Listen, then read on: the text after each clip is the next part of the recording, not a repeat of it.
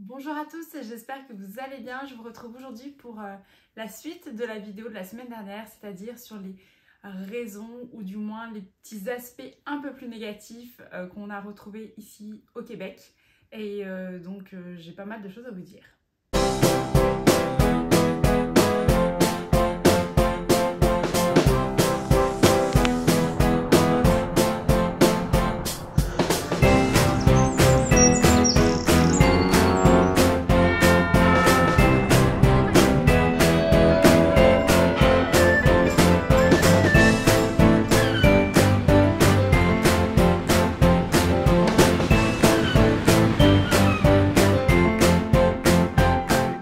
Si ce n'est pas déjà fait, je vous invite tout de suite à vous abonner à notre chaîne YouTube juste en dessous. Ça nous permet de voir qu'on est suivi et que ça motive tout simplement à vous produire d'autres contenus. Donc pour cette vidéo, j'ai préparé ma petite liste des aspects qui peuvent être un petit peu plus négatifs, mais encore une fois, j'ai vraiment envie de nuancer. Je vous ai donné tous les aspects positifs et en fait, j'en ai encore plein en stock sur pourquoi on reste au Québec et pourquoi on aime notre vie ici. Mais c'est évident que si on creuse un peu, il y a des petites choses qui nous plaisent un peu moins. C'est pas forcément spécifique non plus au Québec, mais voilà, je me suis dit je vais vous les partager. Et pour rendre le tout un petit peu plus pas forcément amusant, mais pour rendre le tout un petit peu plus concret et réel, j'ai demandé l'avis sur Instagram des personnes de ma communauté, de ceux qui me suivent. Donc on a à peu près 10 000 sur Instagram. Je leur ai demandé leur avis à eux, qu'est-ce qui pourrait pêcher pour eux dans la balance, ou du moins quels sont les aspects qu'ils trouvent un peu plus négatifs, mais c'est pas pour autant qu'ils ont envie de quitter le Québec. Pour certains oui, d'autres non. Mais en tout cas, en creusant un peu, on trouve des petites choses. Il y a 2-3 similitudes, puis il y a 2-3 choses sur lesquelles je suis assez étonnée. Mais je vais vous partager ça dans un second temps. Et je trouve ça super intéressant d'avoir l'avis de plusieurs personnes avec des constats un petit peu différents en fonction, je pense, du mode de vie, du nombre de personnes dans la famille, du style de permis dans lequel les gens sont arrivés. C'est vrai qu'on n'a pas tous la même réalité, donc c'est chouette de pouvoir partager. C'est évident que quand on parle des choses un petit peu plus négatives, j'ai vraiment envie de mettre des pincettes et de baliser tout ça. On est très heureux ici, nous au Québec. Je vous invite à voir les raisons de pourquoi on reste ici. J'ai pas envie de dénigrer du tout, mais c'est sûr qu'il y a des petites choses qui nous énervent de temps en temps, et ce serait sûrement la même chose ailleurs, mais c'est pas assez pour faire pencher la balance. Mais voilà, je vais vous les décrire. Mais c'est vrai que j'aime pas être assez péjorative, j'aime être positive dans la vie. Puis il y a tellement de choses bien ici que c'est toujours dur de mettre des points sur ce qui est moins bien. Mais je vous l'ai dit quand même. Donc dans mon top, moi c'est le système de garderie.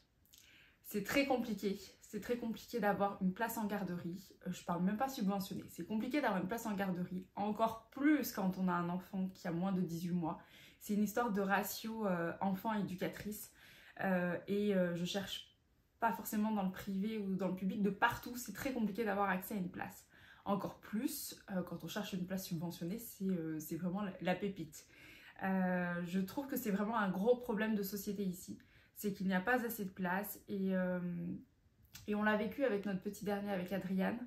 On l'a vécu avec les grands en arrivant ici, mais bon, c'était quand même pas la même chose. Mais avec le petit, moins de 18 mois, c'est une galère sans nom de trouver une place. Quand on en a une, on peut pas vraiment faire les difficiles non plus, parce que faut s'estimer chanceux d'en avoir une. Pour ceux qui nous ont suivis un petit peu sur les réseaux, vous avez vu qu'on est passé par une phase très compliquée l'année dernière. Au moment de notre déménagement, donc une chance en soi, c'est que c'était prévu qu'il change de garderie.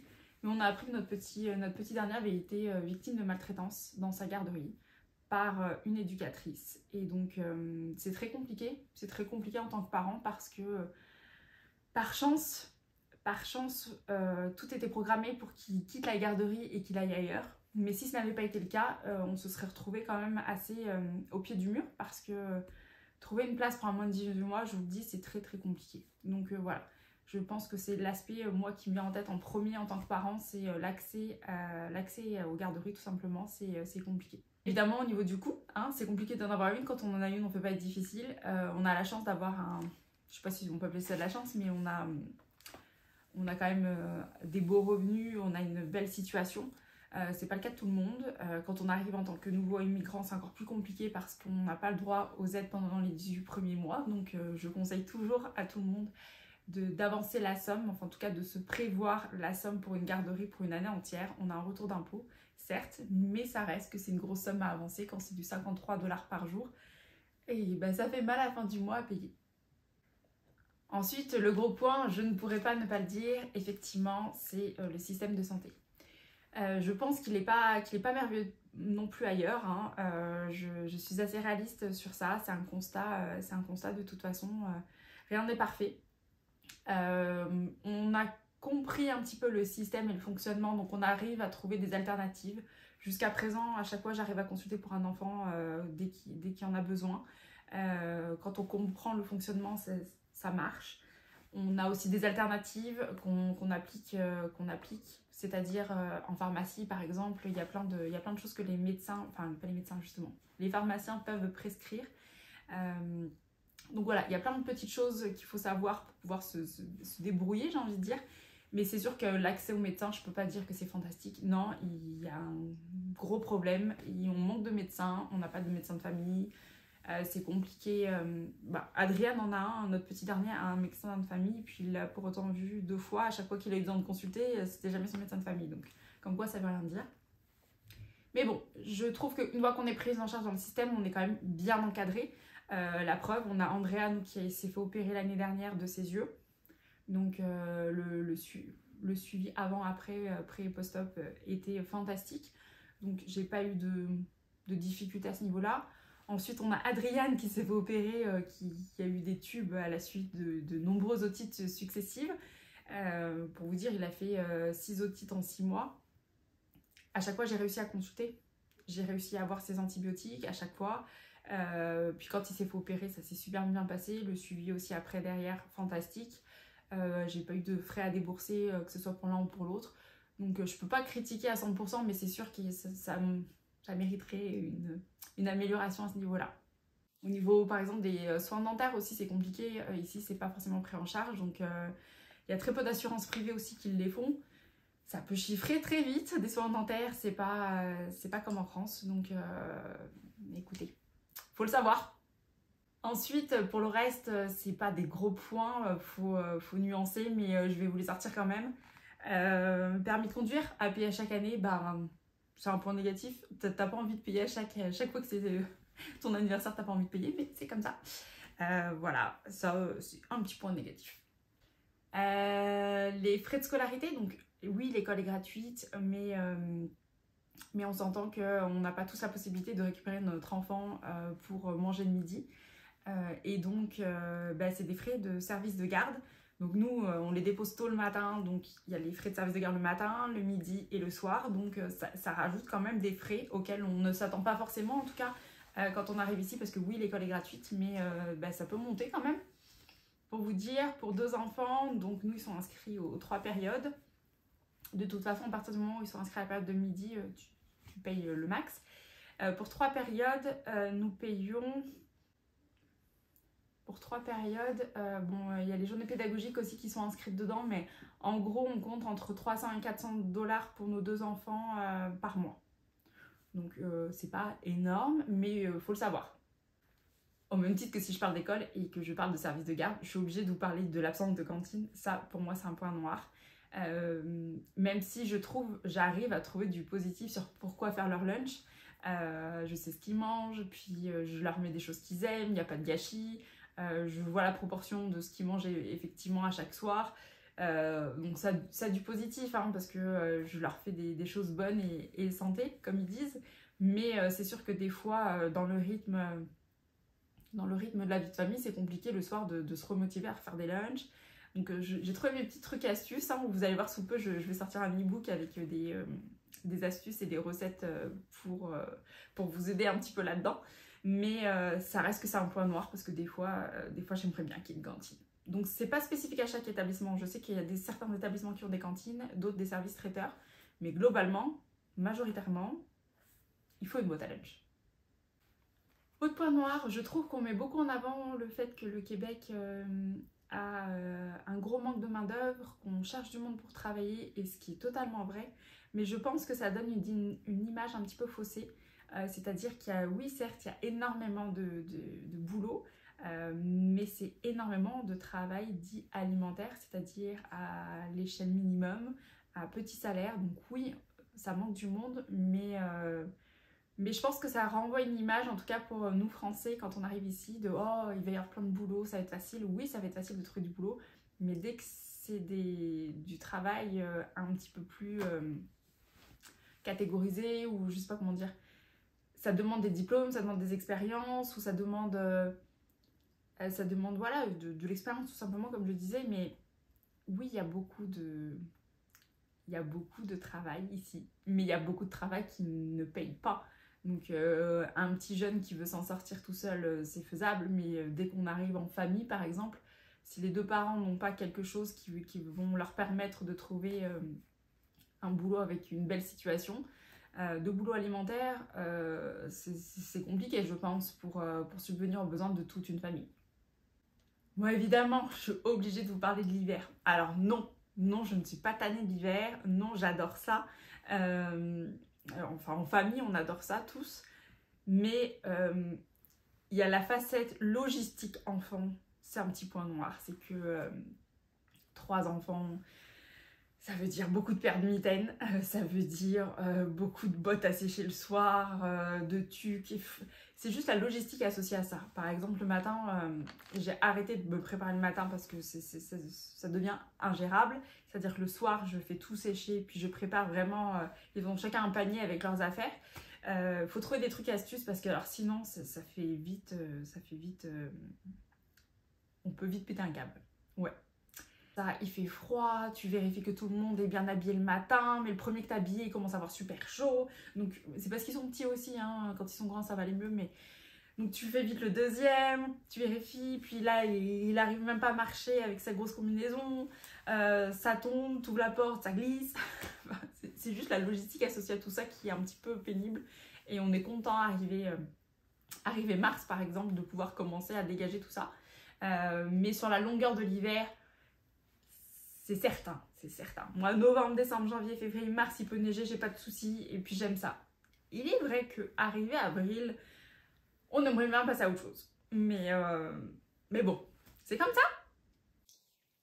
Alors, il y a aussi l'éloignement famille-amis.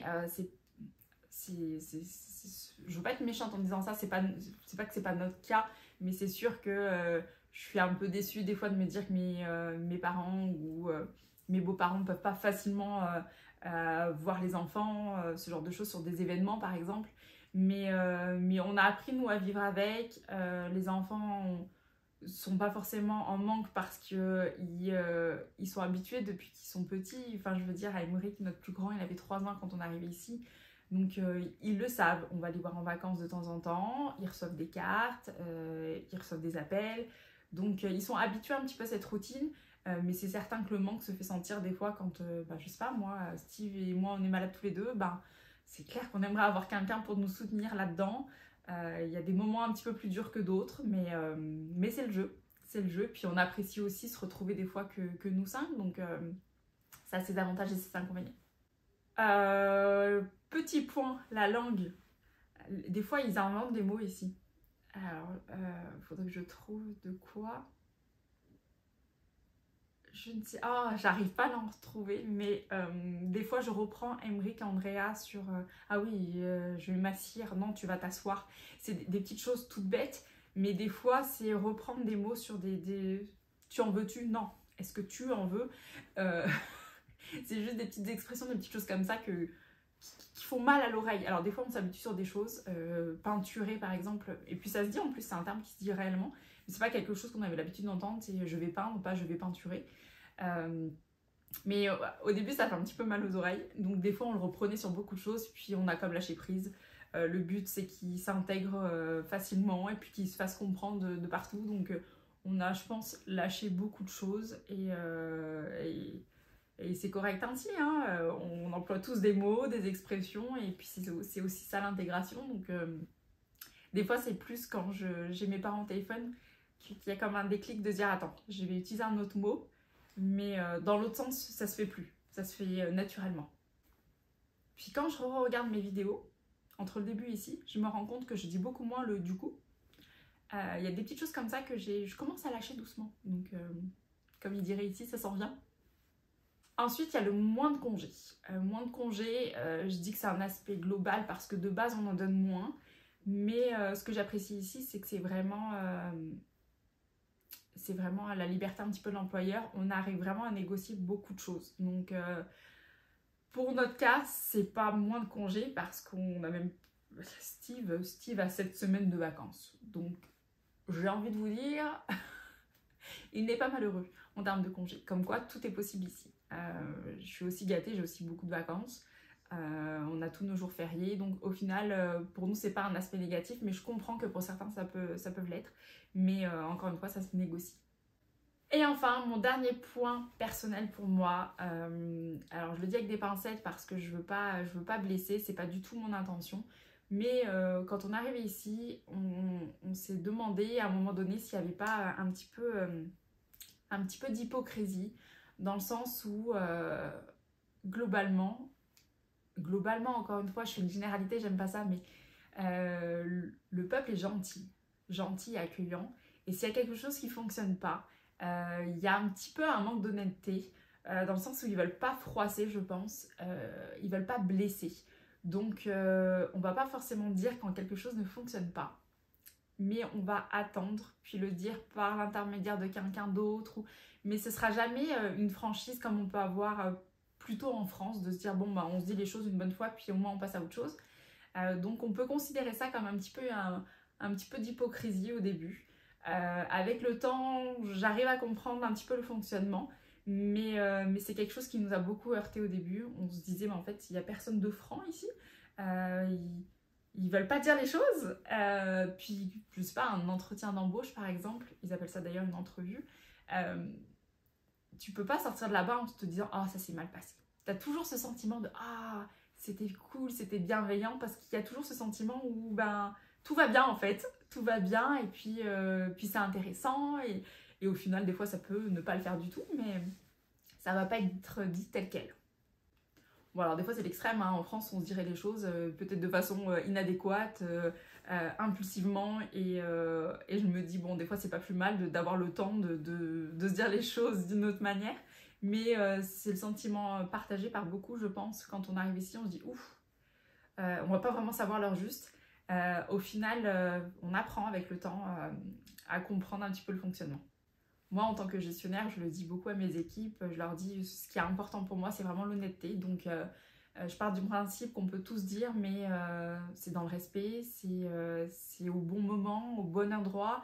Et c'est ça, il faut juste se dire les choses et la communication, c'est ultra important. Mais c'est pas le cas de partout, donc des fois, il faut creuser. Bon, clap. Deuxième partie, je vais vous sortir du coup les réponses. Ah, je l'ai dit du coup. Je vais vous sortir les réponses qu'on m'a données sur Instagram sur les aspects un peu plus négatifs. Encore une fois, je le répète, c'est pas spécifique à tout. Enfin, c'est pas une généralité. Ça peut être spécifique à certaines situations. Et encore une fois, globalement, c'est pas suffisant pour partir d'ici, mais je leur ai demandé les points négatifs. Donc c'est sûr que je demande du positif, j'ai le positif, je demande du négatif, j'ai du négatif. Alors c'est parti. Je regarde mes petites notes. Alors, j'ai eu le fait de ne pas pouvoir travailler plus de 20 heures en permis d'études. Mais je comprends, c'est frustrant, mais pour le coup, je vois pas ça comme un point négatif. Je veux dire, c'est en connaissance de cause qu'on arrive ici. Ça prend un permis spécifique, puis si tu avais le droit de travailler à temps plein comme tout le monde, ben, enfin, c'est pas juste. C'est pas juste en soi, donc je comprends que ça peut être frustrant. Mais j'ai envie de dire, ça fait partie du jeu, c'est quelque chose qui est connu. Il y a eu une période pendant et après le Covid où on pouvait travailler à temps plein, mais ils ont remis les règles et je le comprends. La santé, c'est revenu à plusieurs reprises. La santé, bah oui, c'est un petit peu ce que je vous ai expliqué tantôt. C'est un petit point. C'est le point noir, je pense, avec les garderies, c'est au top, mais ça fait partie.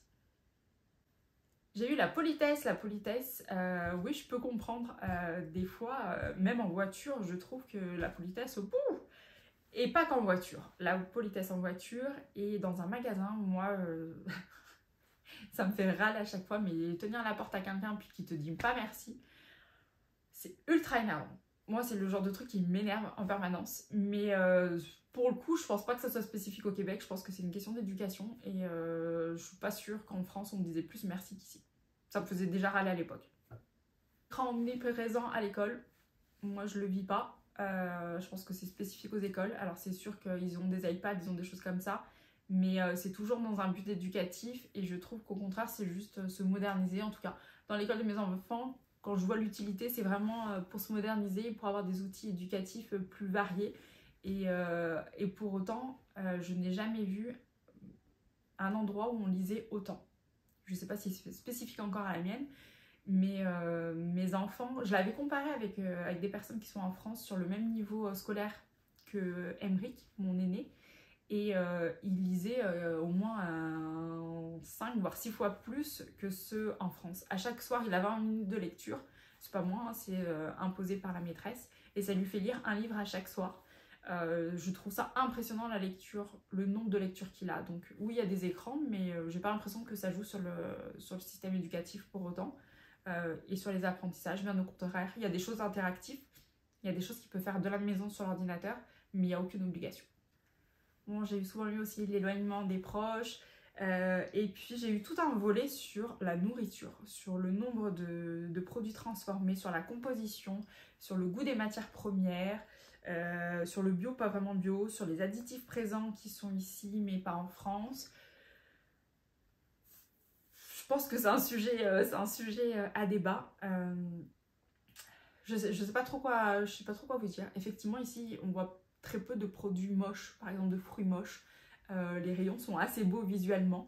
Mais après, il y a plein de places qui font comme un stand avec les produits plus mûrs, j'ai envie de dire, ou un peu usés. Mais je pense à Maxi, je pense à Walmart.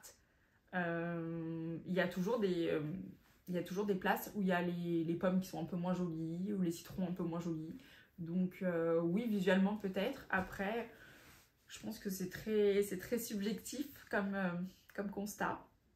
Moi personnellement, j'utilise l'application Yuka. Donc quand j'ai des doutes sur certaines choses, je regarde. C'est sûr que je suis peut-être un petit peu plus vigilante, mais je pense pas que je suis plus vigilante parce que je suis au Québec, mais juste parce que maintenant on a 3 enfants, qu'on a un mode de vie aussi plus sain qu'avant. Donc on est un petit peu plus vigilant là-dessus. On regarde les compos un petit peu plus souvent, sans pour autant être dans la psychose. Mais en tout cas, moi j'en suis contente de l'alimentation. Je peux comprendre que certains disent ça, mais je sais pas. Je sais pas trop quoi en penser. À même titre, on dit surtout les goûters, plus de sucre, plus de nanan. Soit on achète au magasin français pour dépanner, soit on fait nous-mêmes. De manière générale, hein, on le sait, peu importe le pays, si tu veux être sûr de ce que tu consommes, bah, tu le fais toi. Donc voilà. Ah, les boutiques françaises, moi évidemment, ça c'est pas un gros point noir, mais c'est un gros point plus, je dirais, en France. Les boutiques, ça me manque un petit peu. Un Orchestra par exemple, un Primark comme ils disent. Je suis allée à Boston pardon. Je suis allée à Primark, mais ouais, il y a quelques magasins qui manquent quand même. Cache-cache, un simple Kiabi, Gémeaux. J'avoue que ça manque. J'ai eu le climat, effectivement. J'ai eu les impôts. Oui, les impôts, c'est cher. Mais en même temps, on gagne vachement plus qu'en France. En tout cas, pour notre part. Donc oui, c'est pénible. Hein, mais je râlerais n'importe où. Plus tu gagnes, plus tu payes. Donc bon. Voyage qui coûte cher, alors oui et non, je pense que voyage qui coûte cher, oui, tu vas rentrer en France, tu vas rentrer en Europe, oui, ça coûte cher, parce que c'est plus loin. Mais à côté de ça, le Mexique, Cuba, République Dominicaine, c'est des prix, non, qui sont pas si chers. La dernière fois, on se posait la question, est-ce qu'on rentre en vacances un peu en France, ou est-ce qu'on va plutôt au Mexique? Puis quand je vois que je payerais le double juste en billet d'avion pour aller en France, contrairement à tout inclus au Mexique,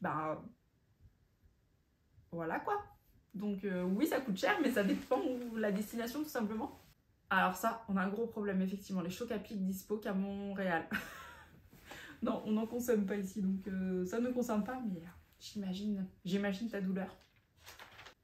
Bon, effectivement, sur la météo, j'ai eu l'hiver trop long, le manque de soleil, les vacances par an. Mais je vous l'ai dit, moi, les vacances par an, c'est vraiment en fonction de ta situation parce que en fonction d'un employeur à l'autre, ça change. Voilà. Prix vétérinaire, ouais, effectivement, c'est cher ici. Incitation carte de crédit, on pousse facilement à avoir des cartes de crédit, c'est le fonctionnement nord-américain, hein. Mais t'es libre de ne pas en avoir non plus. Après, à partir du moment qu'on rembourse régulièrement sa carte et qu'on laisse pas... Mais oui, quelqu'un qui regarde pas forcément ses dépenses et qui est tenté peut très vite se mettre en difficulté ici parce que très facilement, tu peux avoir énormément de crédit. Effectivement. Tout le coût des démarches administratives liées à l'immigration, le coût, les demandes qui sont compliquées. Nous, on n'est jamais passé par un avocat, on a toujours fait ça nous. D'ailleurs, je prépare une vidéo sur le coût total de notre expatriation. J'ai pas trop envie de le savoir, mais le coût total pour nous 5 au final, enfin nous 4 parce qu'Adrien ne compte pas. Mais oui, effectivement, c'est des coûts, c'est des démarches, c'est du temps, c'est de l'énergie. Après, j'ai pas l'impression que ce soit si compliqué que ça. C'est juste que ça prend du temps et ça prend de l'argent. Difficulté à créer des amitiés avec des Québécois. Ouais, ce sentiment qu'ils essayent d'éviter les conflits, je suis d'accord. On pose la question de la sincérité. Ça revient un petit peu à ce que je vous disais tout à l'heure sur peut-être le manque d'honnêteté. Après, je pense que ça prend du temps aussi, hein. Ça prend du temps, les amitiés sont peut-être pas aussi faciles qu'en France où on dit ah, on prend de l'apéro ou ce genre de choses. C'est peut-être un petit peu plus compliqué et plus long à démarrer, mais là au bout de 5 ans, si je fais le constat, je pense qu'on a 50% d'amis français, 50% d'amis québécois. Je pense qu'on est à l'équilibre. En tout cas, je regardais mon Facebook tout à l'heure là et j'étais étonnée, je l'ai refait en arrivant au Québec. Et j'ai plus de Québécois que de Français dans mes amis. Dans la vie de tous les jours, ce qu'on côtoie, effectivement, on a de plus en plus de Québécois. Et tant mieux, c'est ce qu'on est venu rechercher ici, c'est pas recréer une civilisation française, donc c'est parfait. Mais ça prend du temps, et ça prend de l'investissement. Bon, après la garderie, l'absence de cantine, de lunch, c'est des choses que je vous ai dit. On m'a parlé aussi de logements de vacances qui peuvent être coûteux, effectivement, c'est pas donné.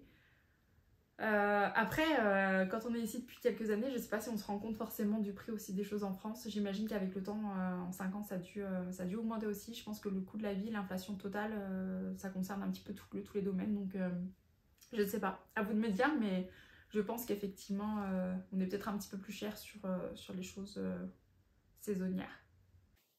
Voilà, je vais vous mettre des petites choses là sur lesquelles je ne vous ai peut-être pas mentionné.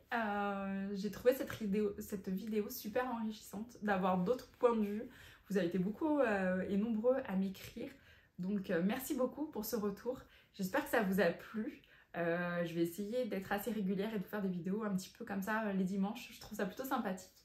Donc je vous souhaite une bonne journée et encore une fois, oui, c'est des petits points négatifs, mais à côté de ça, il y a tellement de positifs que ça passe au-dessus. Je vous souhaite une bonne journée!